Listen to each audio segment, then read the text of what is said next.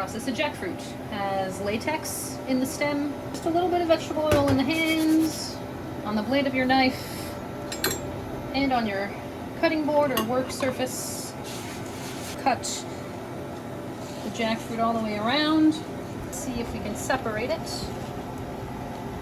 Kind of see what we're dealing with. Take my knife again and just slowly, there we go, separate and keep cutting as many times as I need to in order to make it through this core. We are going to save the seeds. Eat these seeds once they have been boiled. Try and go around this core. So here's a pod. We're going to remove these little fibery strands here that hold it in place. There's a seed in here, so we like to just cut the bottom off. Pop the seed out, your pod, your seed.